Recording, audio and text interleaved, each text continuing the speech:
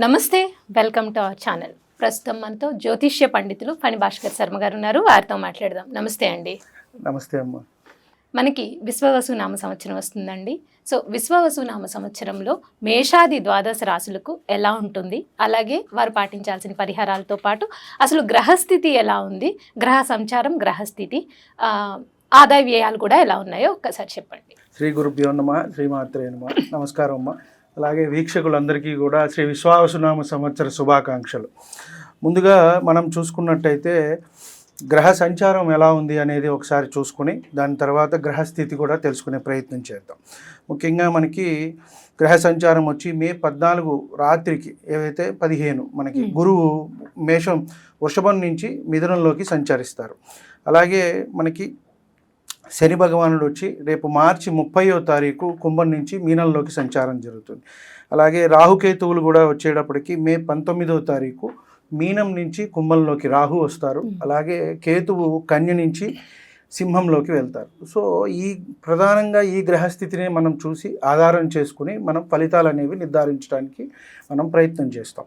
ముఖ్యంగా ఎలా ఉంటుంది, ఏ రాశి వారికి ఎలా ఉంటుంది, వారికి నడిచే ముఖ్యంగా మహర్దశ అనేది ముఖ్యమండి. ఇది ఏమిటి అంటే గోచార ఫలితాలు, గ్రహ సంచారము అనేది మనం చూసుకుంటాం. ప్రతి గ్రహం కూడా ఒక నిర్దిష్టమైన సమయంలో కాలం తిరుగుతూ ఉంటుంది. రవి కానివ్వండి, రాహు కానివ్వండి, గురువు కానీ అతి ఎక్కువగా తిరిగేది వచ్చేటప్పటికి 2.5 సంవత్సరాలు శని భగవానుడు ఒక్కొక్క దాంట్లో. కాబట్టి ఈ సంచారం మనకి మార్చి 30వ తారీఖు 2020 నుంచి 2027 చివరి వరకు కూడా మీనరాశిలోనే ఉంటారు.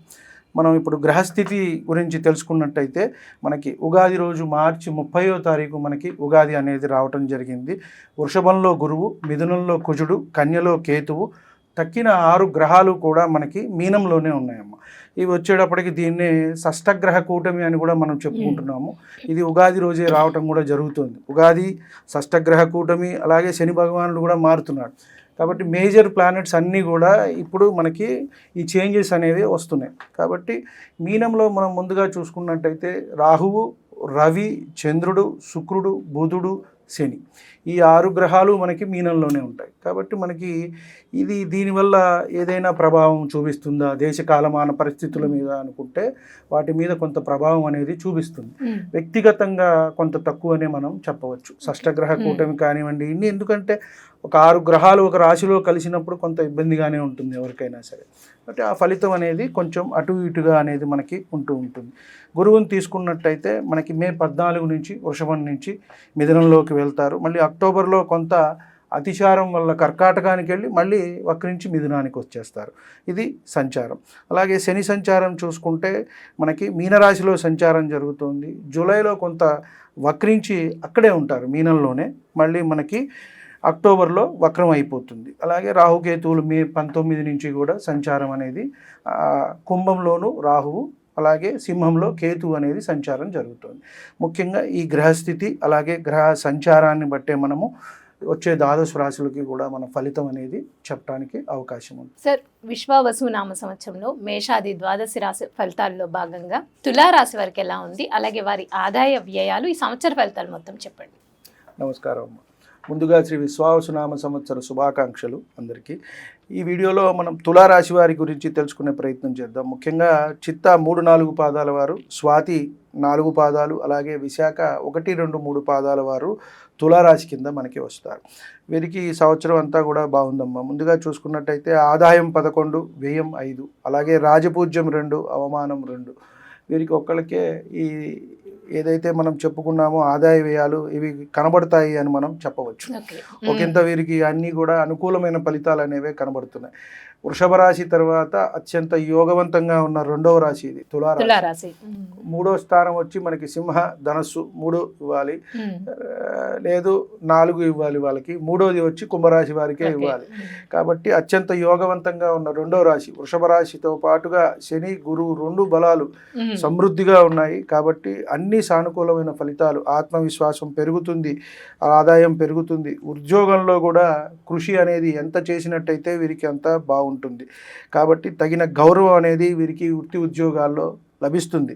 వ్యాపారాలు బాగుంటాయి, ప్రమోషన్లు కూడా వస్తాయి, అన్నదమ్ములు అక్క చెల్లెలతో సత్సంబంధాలు, ఆరోగ్యం బాగుంటుంది, ధార్మిక కార్యక్రమాల్లో కూడా పాల్గొంటారు, భక్తి విషయాల్లో కానివ్వండి, కొంచెం తీర్థయాత్రలు చేస్తారు. అలాగే ఎంత కష్టపడితే వీరికి అంత ఫలితం ఉంటుంది. ఈ సంవత్సరం విద్యార్థులు కూడా బాగుంది, అలాగే పరీక్షల్లో విజయాలు సాధిస్తారు, ఎంట్రన్స్ ఎగ్జాములు రాసేవాళ్ళు వాళ్ళు కూడా. అలాగే వివాహం కాని వారికి వివాహం, సంతానం లేని వారికి సంతానం, కుటుంబంలో ఈ సంవత్సరం అంతా కూడా మంచి జరుగుతుంది. అంత ఆనందకరమైన వాతావరణం అనేదే వీరికి సూచిస్తుంది అని మనం చెప్పవచ్చు. గురుబలంతో పాటు వీరికి శని బలం కూడా ఉండటం వస్తుంది. షష్టంలో శని సంచారము, అలాగే భాగ్యంలో గురు సంచారం. ఇంత చూసుకుంటే వృషభ రాశిలోనే వీరికి కూడా చాలా బాగుంది. అందరి మీద అంటే ఉద్యోగంలో ముఖ్యంగా తీసుకున్నట్టయితే ఆధిపత్యం చలాయిస్తారు. ఇంటా బయట కూడా ఒకంత పేరు ప్రఖ్యాతులు, అలాగే రాజకీయ రంగాల్లో ఉన్నవారికి కూడా లాభము, వృత్తి ఉద్యోగాల్లో ఉన్నతి, సంఘంలో కూడా పేరు ప్రఖ్యాతులు. అంటే మనకు కొంచెం రికగ్నైజ్ అనేది వస్తుంది. ఓకే, మనం ఉన్నాము, మనల్ని గుర్తిస్తున్నారు జనాలు అన్న భావన, ఒక సాటిస్ఫాక్షన్ అనేది వారికి వస్తుంది. ఇంతవరకు చాలా ఇబ్బంది పడ్డాము, అసలు మనం ఎంత చేసినా ఇంతే, మనకు కూడా డెవలప్మెంట్ లేదు అన్న భావన ఒక్కొక్కసారి ప్రతి వ్యక్తికి వస్తుంది. ఒక మనిషికి అనిపిస్తుంది, అరే మనం ఎంత చేసినా ఇక్కడే ఉన్నామే అని. దాని నుంచి వీరు బయటపడే అవకాశం అయితే కనబడుతోంది. ఈ సంవత్సరం వీరికి అత్యున్నతమైన అవకాశాలు అయితే వస్తాయి. ఆరోగ్యం కూడా బాగుంటుంది. గత సంవత్సరం కొంత ఇబ్బంది పడ్డారు వీరు, ఆరోగ్యపరమైన సమస్యలు వచ్చాయి, ఇప్పుడు బాగుంటుంది. కొంత జూలై నవంబర్ మధ్యలో ఆరోగ్యపరమైన సమస్యలు వస్తాయి, కాబట్టి శ్రద్ధ అవసరం వీరికి. అలాగే రాహుకేతువుల సంచారం కూడా బాగుంది, పంచమంలో బాగుంది, మంచిది. వీరు సృజనాత్మకంగా కొంత ఆలోచించి ముందుకు వెళ్ళినట్టయితే మంచిగా పైకి వస్తారు, దాంట్లో లాభాలు అనేవి పొందుతారు. వీరికి చెప్పే ఒక సలహా ఏమిటి అంటే సూచన వీరికి ముఖ్యంగా ఏంటంటే జూదము, లాటరీలు వీటి జోలికి వెళ్ళొద్దు అని మనం చెప్పదగ్గ సూచన. ఎందుకంటే రాహువు మనకి ఈజీ మనీకి ఎక్కువగా అవకాశం, ఆలోచన మనకి క్రియేట్ చేస్తూ ఉంటాడు. అవి ఊరికి రావండి ఎవరికి కూడా. ఏదో అంటే అడ్డ మార్గాలు, తప్పుడు మార్గాల ద్వారా మనం సంపాదిస్తాం, కానీ అంత రాదు. కాబట్టి ఆ ఇబ్బంది అనేది ఉంటుంది, వాటి జోలికి వెళ్ళకండి. అలాగే ఏకాదశంలో కేతు సంచారం కూడా మంచిది. వీరికి చూసుకున్నట్టయితే 4 గ్రహాల్లో కూడా 4 కూడా మంచిగా ఉన్నాయి అని మనం చెప్పవచ్చు. వ్యాపారులకి బాగుంది, అలాగే సినిమా రంగం వారికి, నాటక రంగం వారికి అనుకూలము. అలాగే మన ఉద్యోగ స్థానంలో కూడా అనుకూలంగా ఉంది. అంటే పై బాసులు కూడా మనకి అనుకూలంగా, పర్వాలా వీడు చేస్తాడు, వీడికి ఒక పని అప్పు చెప్తే వీడు చేస్తాడు అని నమ్మకం అనేది కలుగుతుంది. మానిటరీ బెనిఫిట్స్ అనేవి ఉంటాయి. అలాగే ఉద్యోగంలో కూడా పదోన్నతి అనేది వస్తుంది తప్పకుండా. కాబట్టి అటు ఇటు అన్నీ చూసుకున్నట్టయితే గ్రహ సంచారం మొత్తం మీద తులారాశి వారికి యోగవంతంగా ఈ విశ్వావసునామ సంవత్సరం అనేది ఉంటుంది అని మనం చెప్పవచ్చు. అయితే సార్, తులారాశి వారికి అదృష్ట సంఖ్య, వారు ధరించాల్సిన రత్నము, కలిసి వచ్చే రంగు, అలాగే పాటించాల్సిన పరిహారాల గురించి వీరికి చూసుకున్నట్టయితే తులారాశి అధిపతి శుక్రుడు కాబట్టి వజ్రం ధరించినట్టయితే మంచి జరుగుతుంది. రాశ్యాధిపతి ధరించటం అనేది రత్నము మంచిది.